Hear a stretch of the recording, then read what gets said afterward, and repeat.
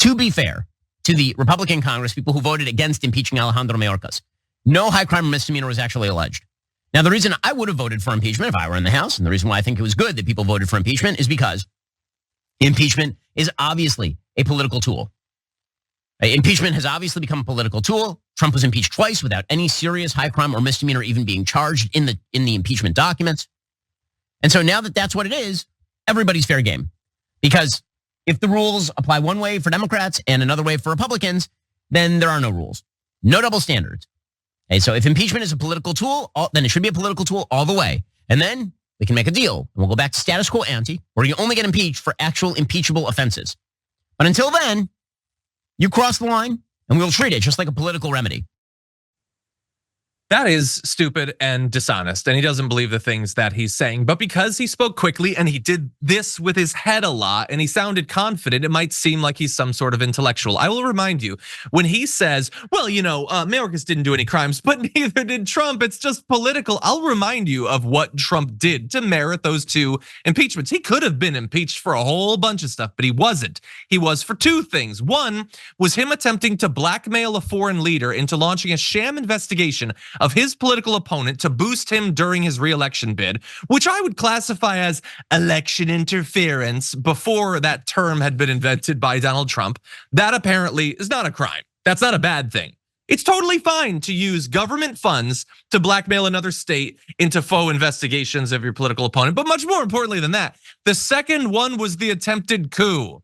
His attempt to overturn the results of an election, according to Ben Shapiro, intellectual gladiator, that's not a crime. That has nothing to do with anything. It's totally fine. And so because of that, we have to have the same standards for both sides. But do you have to have the same standards for Democrats and Republicans who don't do the same thing? He just wants to imply that we should have the same standard for everyone. But what if one side is breaking the law and the other isn't? Aren't you at that point sort of necessitated to not have the same standard when the same actions are not being committed? Again, he talked fast, he nearly broke his neck talking about it, and so it seems confident or whatever.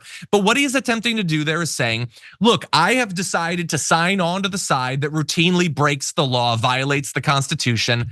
I don't really want to have to focus on that. So let's just say that it's political for everyone, and they throw accusations and we do. And then it's both sides. We get away with what we're doing. That's what he wants. And he said it fast. I will give him that. But Brett, what do you think? No, but John, he said status quo ante, which is a term.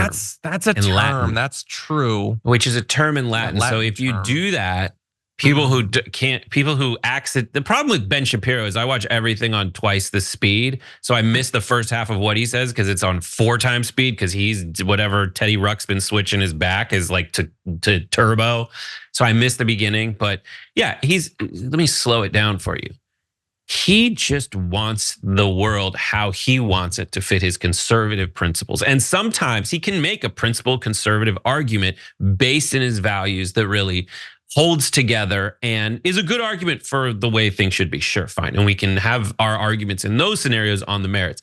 In this one, he just doesn't. He just wants his side to win, your side to lose. And so he's using Latin to say that, like, I don't know, it's a slippery slope. We're getting away with it if you do. But his team actually started that with Merrick Garland. So up yours. Concise. I like it. Okay. Those are our garbage people, everyone. I think we can all agree they're both garbage. But are they the biggest garbage person of the week? Well, according to 49,000 people this week, perhaps not.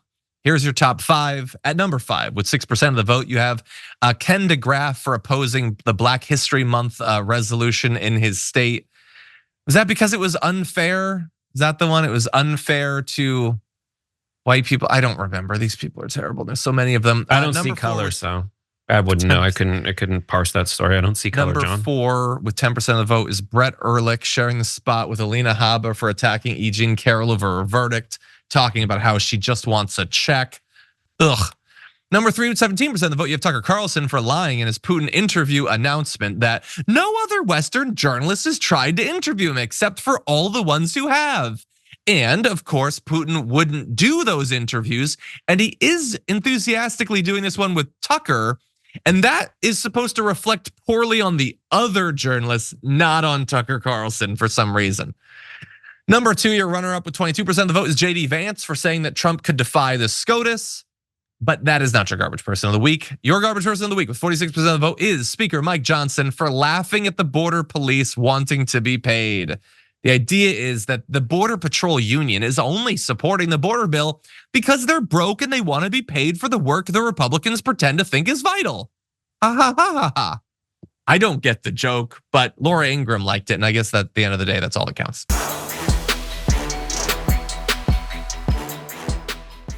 Check out the Damage Report podcast each day, wherever you get your podcasts, whether Pocket Casts or Stitcher or iTunes. You can join me as I give you the news and stories you want, with a range of co-hosts and interview guests jumping in on the fun each day. Again, that's the Damage Report, wherever you get your podcasts. And if you get them at iTunes, don't forget to rate and review. Sometimes I'll read them live on the show.